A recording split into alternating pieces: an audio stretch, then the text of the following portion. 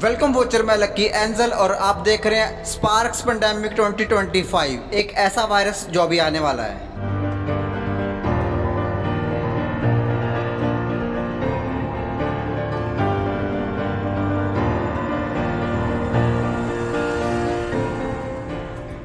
अभी हालिया गुजरी बीमारी के जाने के बाद लोगों को लगता था कि ये बस इस बीमारी की आखिरी लहर थी और हमें वैक्सीन लगवाने के लिए ज़्यादा मजबूर नहीं किया जाएगा कि वैक्सीन लगवाओगे तो ही तुम्हें पहले जैसी ज़िंदगी वापस मिलेगी, वरना तुम्हारा सब कुछ बंद। लेकिन गैस व्हाट, ये पेंडेमिक 2025 में फिर से वापस आने वाला है और वायरस होगा स्पार्स पेंडेमिक।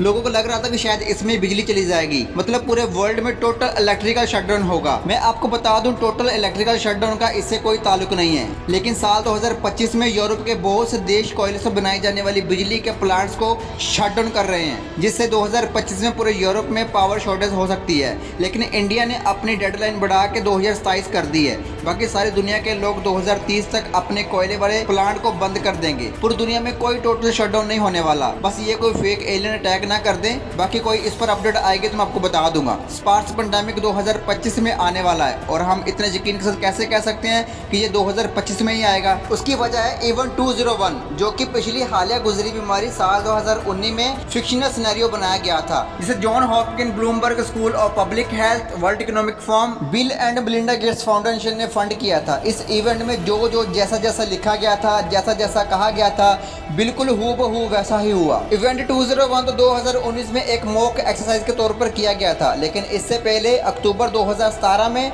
स्पार्स पेंडेमिक का fictional scenario John Hopkins Bloomberg school of public health ने बनाया था, जिसमें जो बातें लिखी गई थी वह सब बातें ना सिर्फ साल 2019 से साल 2022 में हुआ, बल्कि इस पीडीएफ के तहत 2025 में स्पार्क नाम से कूड़ा करकट का एक नया वेरिएंट आएगा, जिसे स्पार्क्स कहा जाएगा। यानी कि ये पहले से प्लान कर चुके हैं कि हमने इस पेंडेमिक को साल 2028 से पहले खत्म नहीं होने देना। और अब मेन स्ट्रीम मीडिया में इसकी वैक्सीन के बारे में बहुत चर्चा हो रही है और मैं बार बार वैक्सीन का नाम नहीं लूंगा, मैं वी कहूंगा, आपने समझ आना है। इस पीडीएफ डॉक्यूमेंट को आप भी पढ़ सकते हैं। मैं आपको पहले डिस्क्लेमर दे दूं, I am not a medical expert. मेरी बातों की वैल्यू से ज्यादा आप खुद भी रिसर्च करें और इस पीडीएफ को जरूर पढ़ना। अब इस पीडीएफ में जो बातें मेरे को जरूरी लगी मैंने आपको दिखाने के लिए अलग कर दी है। वैसे तो सारा डॉक्यूमेंट जरूरी है, आपने इस पीडीएफ को पढ़ना जरूर है। वैसे इन मोटी मोटी बातों से मेरे को लगता है कि आपको सारी समझ आ जाएगी।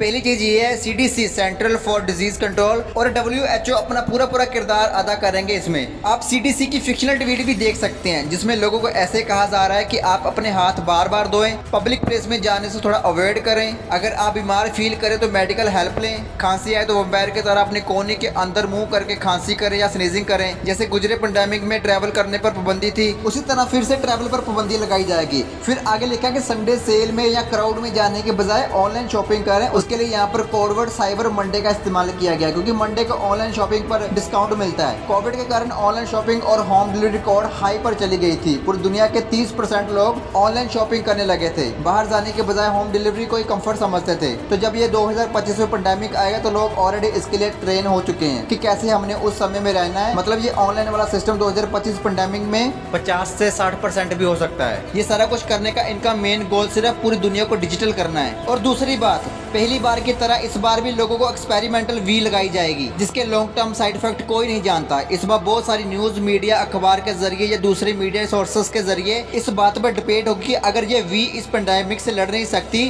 फिर क्यों लोगों को मजबूर किया जा रहा है इसको लगवाने के लिए। लेकिन इसके बावजूद लोगों को वी लगाई जाएगी। इस पीडीएफ के चैप्टर 30 में वी लवर्स और वी हेटर्स की बात की जा रही है कि वो कौन से लोग होंगे जो वी लगवाने से इनकार करेंगे। इनमें सबसे पहला नंबर आता है मुसलमानों का, क्योंकि मुसलमान कहेंगे कि इस वी को बनाने वाला फॉर्मूला वही है जो सूरों का इलाज करने के लिए इस्तेमाल किया जाता है। फिर अफ्रीकन जो निग्रो होते हैं इसको लेने से मना करेंगे, क्योंकि उनका मानना होगा कि ये वी हुकूमत की ओर से काले जो निग्रो होते हैं उन पर एक्सपेरिमेंट है। फिर और भी बहुत सारे लोग होंगे जो इस वी के खिलाफ होंगे। यहाँ पर एक फिक्शनल मुसलमान की ट्वीट भी दिखाई गई है कि ये वी हमारे लिए नापाक है। ये ऐसे लोगों को जो सेलिब्रिटी मुसलमान है, सेलिब्रिटी निग्रो हैं, इन लोगों को खरीदेंगे और ये बहुत सारे लोगों को वी लगवाने के लिए एनकरेज करेंगे। वी क्या है आपको पता ना? तो फिर अगर आपको आपका मजहबी लीडर बोले कि ये वी लगवाने में कोई प्रॉब्लम नहीं है तो समझ आना कि ये बात कहाँ से आ रही है। फिर इसके बाद आगे पेज नंबर 60 में बताया गया है कि इस वी के साइड इफेक्ट का पता जब तक इसका पूरा साल नहीं निकल जाता पता नहीं चलेगा। लेकिन जैसे एक साल हो जाएगा,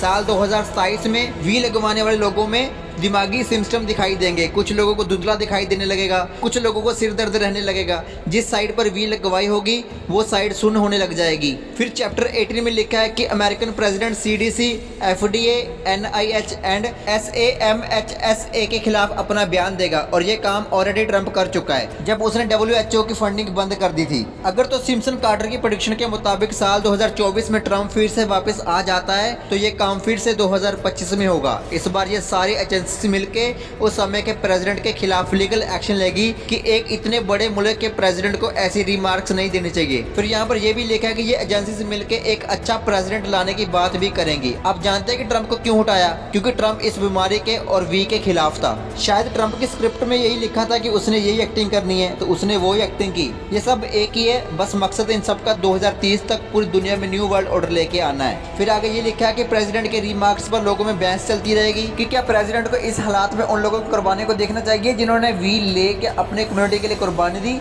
या उन लोगों को तसल्ली देनी चाहिए जिन्होंने अपनी कम्युनिटी के लिए सेक्रीफाइस किया। ये बात साफ साफ प्रूव करिए कि जो लोग 2025 के पेंडेमिक में वी लेंगे वो क्या कुछ खोएंगे। लोगों की आंखों की लाइट चली जाएगी, सिर में दर्द रहना शुरू होगा, लोग पागलों की तरह करना शुरू कर देंगे, लोगों की बाजू और टांगें सुन पड़ जाएंगी। अगर आप नोट करो तो इन सारी साइड इफेक्ट का ताल्लुक इंसानी दिमाग से है, मतलब इस वी में ऐसा तो कुछ होगा जो सीधे दिमाग पर असर करेगा। फिर इस PDF के चैप्टर 19 में लिखा कि WHO का एक्सपर्ट का कहना होगा कि जब तक इस वी की कवरेज को यकीनी नहीं बनाया जाता तब तक ऐसी छोटी छोटी महामारी आती रहेंगी। मतलब इस सारे ड्रामे का मकसद वी को नॉर्मल करना है। जब तक लोग इस वी को नॉर्मल नहीं समझते तब तक हुकूमतें इस तरह की पैंडेमिक चलाती रहेंगी। आज मैं आपको 2 साल पहले इनके सारे सिनेरियो के बारे में बता रहा हूँ कि इनका वी मत लेना जो हालिया गुजरी बीमारी में सबको लगाया गया था। बाद में जब ये पैंडेमिक आएगा तब मैं आपको कोई मदद नहीं कर पाऊंगा क्योंकि उस वक्त यूट्यूब मुझे वीडियो ही अपलोड नहीं करने देगा इस टॉपिक पर। इसलिए जितना हो सके अभी इस वीडियो को शेयर करो, चाहे आपके जानने वाले किसी भी मजहब से ताल्लुक रखते हो।